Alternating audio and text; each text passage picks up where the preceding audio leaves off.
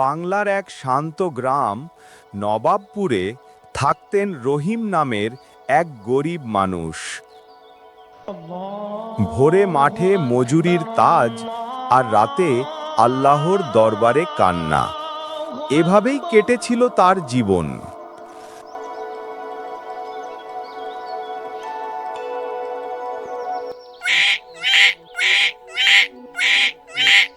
রহিমের স্ত্রীর নাম আয়েশা।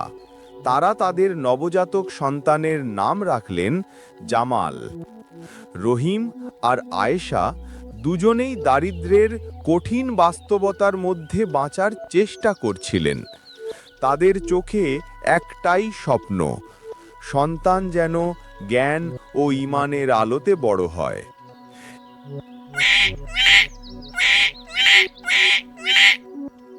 হে আল্লাহ, আমার ঘরে আজ সন্তান এসেছে, কিন্তু আমি এখনো আমার স্ত্রীর মুখে সুখ দিতে পারিনি। আমি কিভাবে আমার সন্তানের ভরণ পোষণ করব? তুমি রহম করো আল্লাহ।